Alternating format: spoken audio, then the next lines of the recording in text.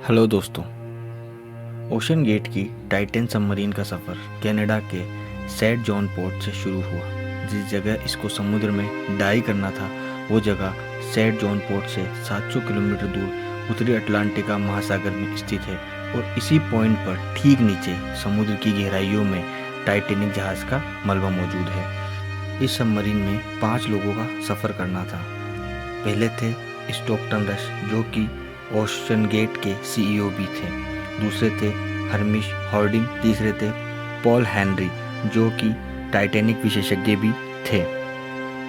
चौथे थे शहजादा दाऊद और उनके बेटे सुलेमान दाऊद जो कि एक पाकिस्तानी बिजनेसमैन थे। टाइटन सबमरीन का एक टिकट 2 करोड़ रुपए का है।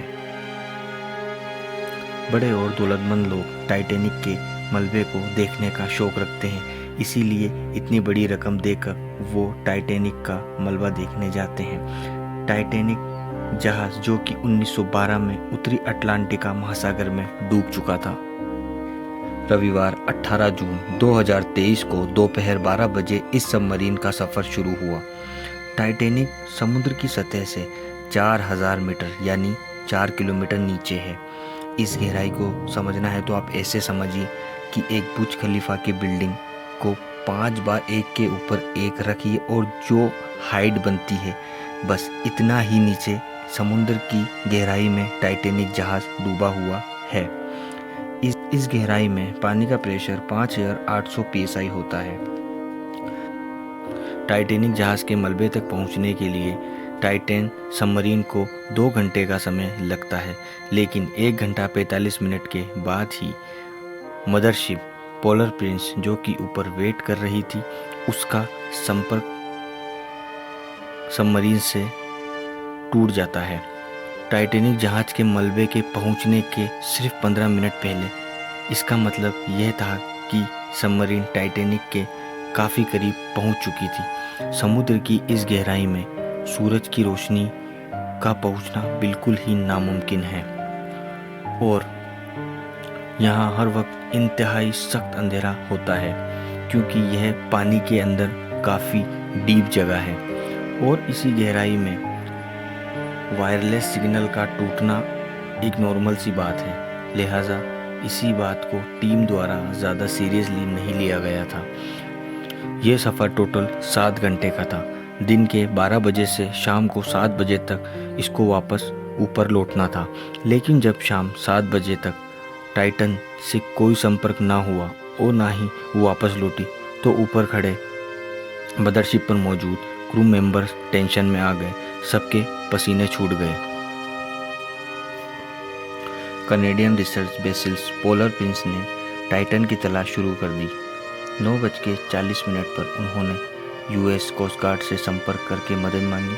अगले दिन 19 जून 2023 मंडे को यूएस और कनेडियन शिप हेलीकॉप्टर प्लेन्स ने एक सर्च ऑपरेशन शुरू कर दिया।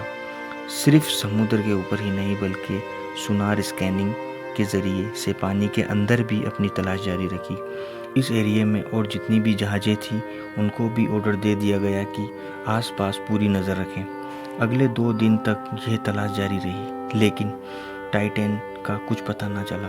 लेकिन फिर एक उम्मीद की किरण नज़र आई। वेडनेसडे 21 जून को सुबह 6 बजे पानी की गहराई में से कुछ आवाज़ें सुनाई थी। ये आवाज़ें अंडर वाटर रेडार की वजह से सुनाई गई थी। फिर रॉस को उसी दिशा में भेजा गया जिस दिशा से आवाज़ के संकेत आ रहे थे, लेकिन इस बार भी टाइटन की कोई खबर ना मिली। अब टाइटन को हमेशा खो देने का डर सबके दिलों में बढ़ता जा रहा था, क्योंकि टाइटन में मौजूद 5 लोगों के लिए ऑक्सीजन की मात्रा 96 घंटे यानी 4 दिनों तक का था और अब तक 4 में से 3 दिन गुजर चुके थे। लेकिन रिसर्च टीम ने हार नहीं मानी। थर्सडे 23 जून को दोपहर 12 बजे रोवेस को टाइटैनिक के मलबे के पास भेजा गया। वहां पहुंच कर जो देखा गया वो वाकई ही दिल दहला देने वाला था। 3:45 पर रोवेस जो कि टाइटैनिक के मलबे के पास पहुंच चुका था, उसने टाइटैनिक का एक पूंछ का हिस्सा टाइटैनिक के मलबे से सिर्फ 1600 फीट दूर पर पड़ा देखा। इसका सिर्फ एक ही मतलब था, कि सबमरीन पानी का प्रेशर बर्दाश्त न कर सकी और समुद्र की गहराई में ही फट गई। यह खबर पूरी दुनिया में तेजी से फैल गई और पूरी दुनिया में हलचल सी मचा दी और ओशन गेट पर कई सारे सवाल उठ खड़े हुए। ओशन गेट के सीईओ स्टॉकटन रश, जो कि इस हादसे में अपनी जान गंवा चुके हैं, उन्होंने 2021 में एक टीवी इंटरव्यू में खुद ये कहा था कि उन्होंने टाइटन को बनाते वक्त कुछ रूल्स तोड़े हैं, क्योंकि उन्होंने टाइटन को स्टील से नहीं बल्कि एविएशन ग्रेड कार्बन फाइबर से बनाया है, क्योंकि वो इस इंडस्ट्री में कुछ नई इनोवेशन करना चाहते थे। समुद्र में उतरने से पहले टाइटन का 5000 से 10,000 PSI पर टेस्ट भी किया गया था और इस टेस्ट में टाइटन पास भी हो गई थी। लेकिन एक्सपर्ट का मानना है कि समुद्र के पानी में कई प्रकार की ताकतें सबमरीन पर पड़ती है। इसमें न सिर्फ पानी का प्रेशर बल्कि पानी का बहाव भी होता है, जो कि लहरों की वजह से पैदा होता है। इसके अलावा समुद्र में गहरे अंधेरे की वजह से यह भी हो सकता है कि कोई भारी पत्थर या कोई समुद्री जानवर इससे टकरा गया हो, जिसकी वजह से यह हादसा हुआ। चाहे जो भी हो, लेकिन इस हादसे का एक मोटा कारण कार्बन फाइबर था। लेकिन इसकी दूसरी वजह इसमें पहले से मौजूद क्रैक्स भी थे। जी हाँ दोस्तों, टाइटन सबमरीन 2019 में कॉल नामी एक बिजनेसमैन को इस सफ़र पर लेकर गई थी। इसके पायलट भी स्टॉकटन रश ही थे। कॉल ने एक इंटरव्यू के दौरान यह बताया कि जब वह नीचे जा रहे थे तो टाइटन की बॉडी में से उनको क्रैक की आवाज़ सुनाई दी थी, लेकिन उन्होंने उस वक्त इन आवाज़ों को इग्नोर कर दिया था, क्योंकि कॉल को स्टॉकटन रश पर पूरा यकीन था। लेकिन इस हादसे के बाद उन्होंने CNN को दिए हुए एक इंटरव्यू में ये बताया कि शायद वो आवाज़ इस बात की वार्निंग थी कि टाइटन की बॉडी पानी का प्रेशर बर्दाश्त नहीं कर पा रही है। अगर कॉल की ये बात सच है तो इस बात में कोई शक नहीं कि टाइटन में पहले ही क्रैक पड़ना शुरू हो गए थे। 2018 में ओशन गेट कंपनी के एक एम्प्लॉय ने टाइटन की कार्बन फाइबर बॉडी के खिलाफ आवाज़ भी उठाई थी।